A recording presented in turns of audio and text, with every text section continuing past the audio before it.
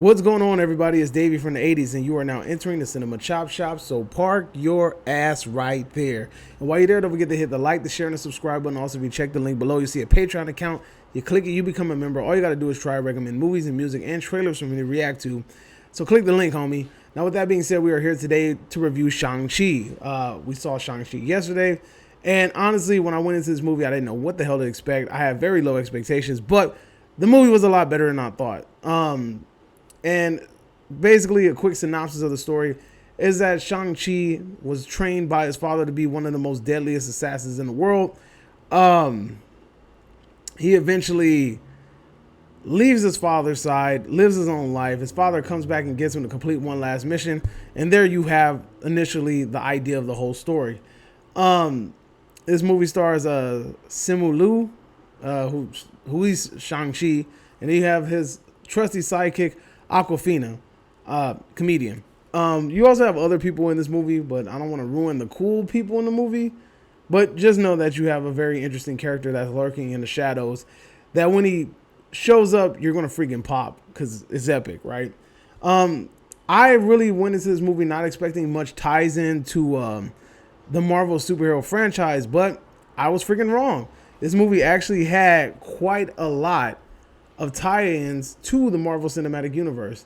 Not like a lot, but it had enough. It had enough to the point where it was like, okay, that makes sense. The one thing I was afraid of was that they were going to try to tie it into the Marvel Cinematic Universe and it wasn't going to work and it was just going to be stupid. And I was just, it was just, you're basically trying to get two puzzle pieces from two different puzzles and try to make them fit together.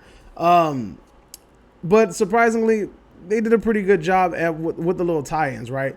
This movie is directed by Destin Daniel Cretton. Honestly, who hasn't really done much in his career. I think this is probably like his biggest project that I'm aware of. But it is what it is. Now let's get into the good of this movie. The good aspects of this movie is the martial arts. The martial arts in this movie is freaking dope. Phenomenal. Does a really good job. Is it like raid level shit? Of course not, because it's not a raid level movie, but the martial arts was good. They were actually fighting. It didn't feel like it was like, how you watch some martial art movies and it really feels like a lot more throwing and a lot more flair and flash, but there's no real substance to it. This movie actually did have fighting in it. It had like stunt choreography, had a little bit of parkour. It felt kind of like Jackie Chan-ish at times.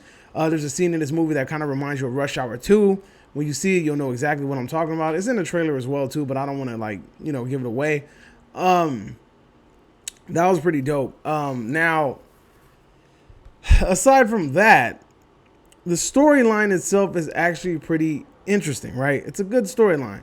Does it get messy in parts? Of course it does, especially when it gets into like the kind of the supernatural, spiritual, folklorish area. Yeah, it kind of gets a little bit messy.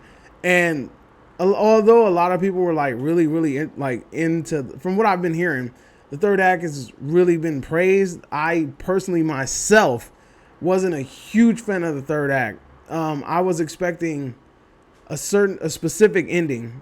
And when it didn't happen, it was kind of like, The ending that we got was okay, but I felt like for a movie of this magnitude, I felt like possibly it should have gotten a bigger ending. I thought it was going to be like a really huge like fight sequence, and it was going to be like I thought there was going to be a lot of stakes, but it kind of sucked because the stakes that we did get weren't really sufficient enough, if that makes sense. It's introduced as a huge threat, and it's subdued so quickly. It's just like, okay, was that really even a realistic threat? This is supposedly a threat that can possibly destroy the universe, but at the same time, it was freaking dusted over within 10-15 minutes. And I don't know, man. I felt like that threat wasn't. Once you realize that the threat was not really a threat, it kind of takes it away from that third act for me. And another bad aspect of this movie was the CGI. I couldn't stand the CGI. The CGI was really bad in scenes.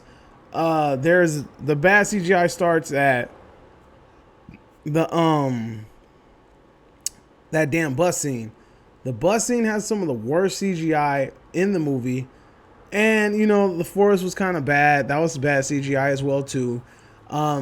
You also had the final sequence towards the end. That was bad CGI. And I don't know, like, I just didn't... Like, that, to me, the biggest ding for this movie is the CGI. The story is messy in areas, but at the same time, overall, the story is pretty fun.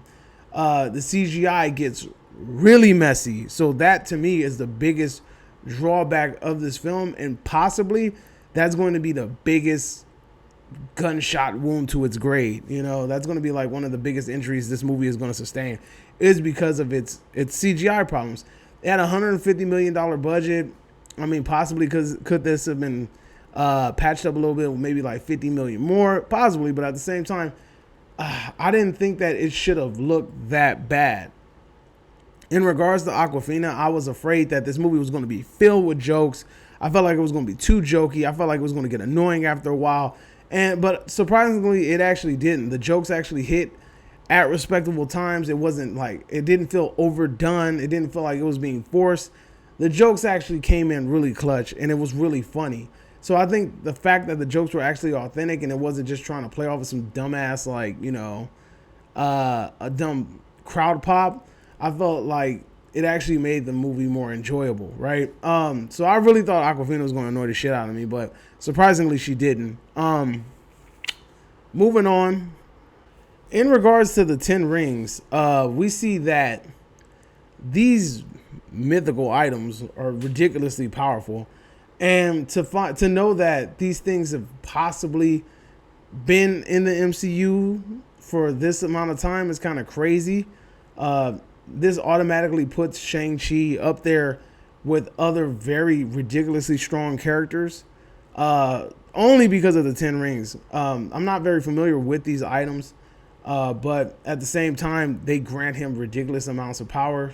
And I can easily see him being slotted into the you know, to the Avengers squad. But at the same time, like, you know, like it looked bad at sometimes, man. Like that CGI was looking terrible. You know, you had my man looking like he got hit, Sonic, and lost his coins and shit. Coins were scattered all over the place. This man was throwing coins at people. Coins were circulating on him. He turned the freaking coins into a Kamehameha wave.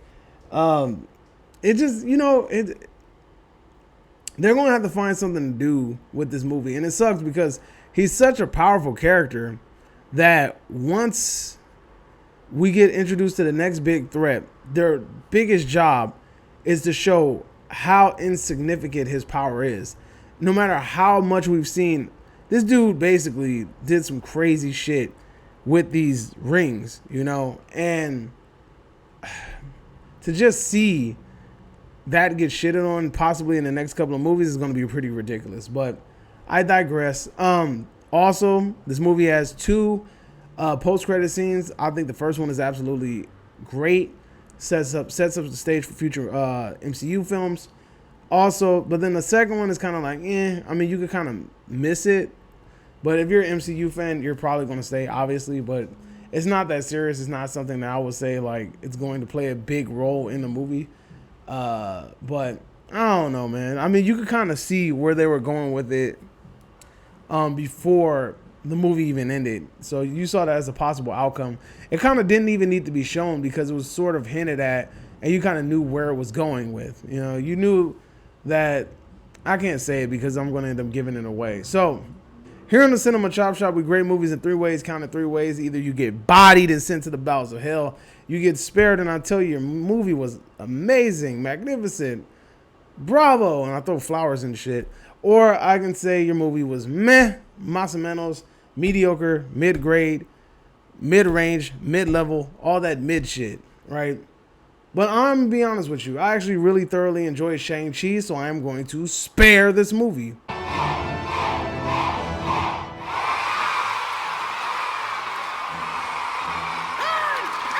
He ain't earned the death. He ain't earned the death at my hands. God's only man, spared by the butcher.